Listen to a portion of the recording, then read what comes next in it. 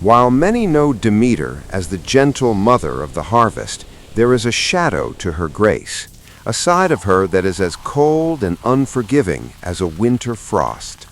To understand her true power, we must look at the story of King Erysichthon of Thessaly. He was a man defined by his own hubris, a king who believed that his royal status placed him above the laws of nature and the sanctity of the gods. He did not see the earth as a living thing, but as a resource to be plundered for his own glory. The tragedy began in a sacred grove that Demeter loved above all others. This wasn't just a forest, it was a cathedral of ancient trees, standing for centuries as a testament to her power. The air here was different, thick with the scent of wild honey and ancient moss.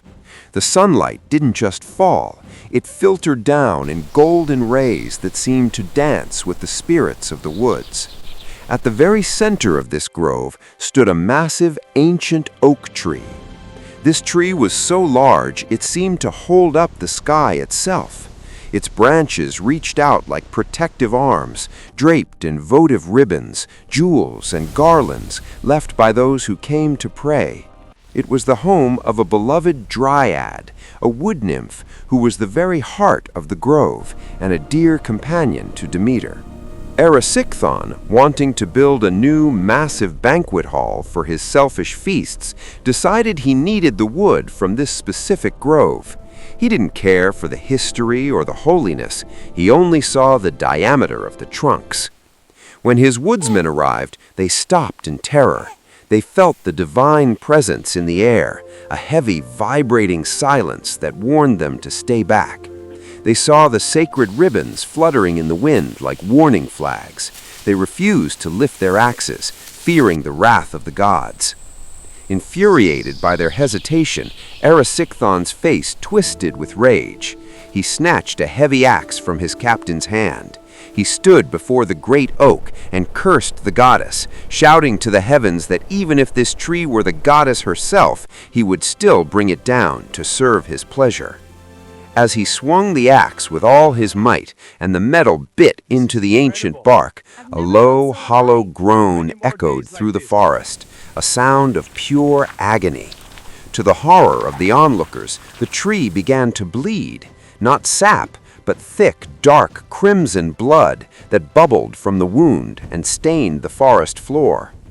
As the tree began to lean, the dying voice of the dryad whispered from within the splintering wood. With her final breath, she cursed the king, warning him that his punishment would be a mirror of his own greed. But Erysichthon only laughed, his heart hardened by pride.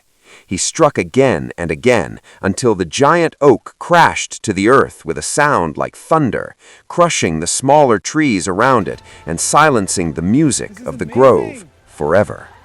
Demeter felt the death of her sacred tree and the cry of her dryad from miles away. It was a sharp, piercing pain in her own soul. Her grief was instantaneous, but her anger was even faster. She did not strike him with lightning. She did not take his crown through war. She planned a fate far more paganizing, a punishment that would work from the inside out. She sent an Oread, a nymph of the high mountains, to the far-off frozen wastes of Scythia. This was a place at the very edge of the world, where nothing grows, where the soil is permanently frozen into stone, and where famine herself resides. The Oread found famine, known as Limos, crouched in a barren field, digging at the frozen earth with her fingernails. The Oread delivered Demeter's command, for even famine must obey the goddess of the harvest. He woke up in the middle of the night with a stomach that felt like it was being scorched by a white-hot fire. It wasn't a normal hunger, it was a desperate, clawing agony. He called for his servants, screaming for food. He ate a feast meant for a dozen men in minutes, but as he swallowed the last bite, he felt even emptier than when he started. The hunger wasn't just in his stomach, it was a black hole in his soul. Day after day, the king's hunger grew into a monster.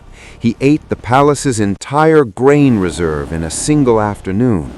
He ate the royal cattle, the horses, and even the palace pets. He sent ships to the corners of the world to bring back the finest delicacies, the heaviest meats, and the richest wines. He spent his entire royal treasury on food. When the gold was gone, he sold his palace furniture, the tapestries, and even the lead from the roof. When the palace was an empty shell, he committed the ultimate betrayal. He sold his own daughter into slavery, time and time again, using the money to buy one more plate of meat.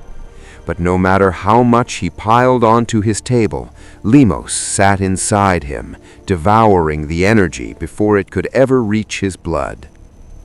This story remains one of the most terrifying warnings in all of mythology. Demeter isn't just a goddess who gives, she is the goddess who can take everything away. She is the ultimate judge of the environment, a force that reminds us that humanity's greed has a limit, and that nature's patience, while long, is not infinite. When we wound the earth, we are, in the end, only wounding ourselves.